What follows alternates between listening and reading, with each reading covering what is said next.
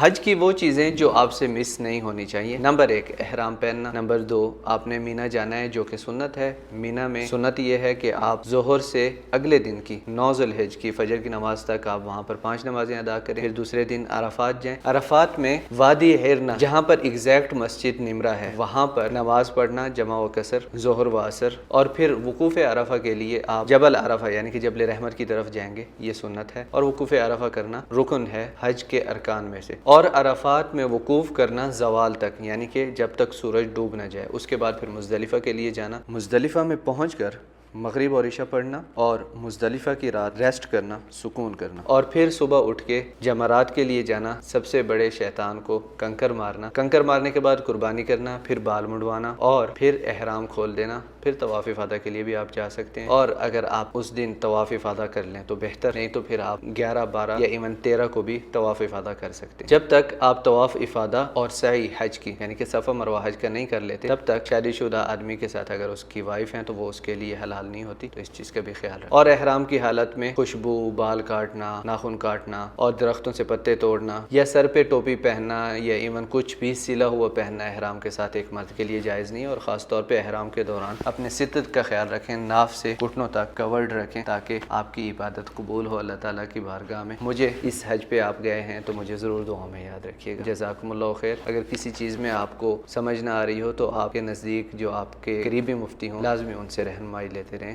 یا ایمن وہاں پر بھی مینا مزدلفہ عرفات میں آپ کو مل جاتے ہیں ایسے مراکز جو فتویٰ دیتے ہیں، جو حج کا طریقہ بتاتے ہیں۔ اور آج کل انٹرنیٹ کا دور ہے، آپ مکمل ایک حج کی بک بھی ڈاؤن لوڈ کر سکتے ہیں جس میں واجبات، سنتیں اور ارکان حج لکھے ہوئے ہوتے ہیں۔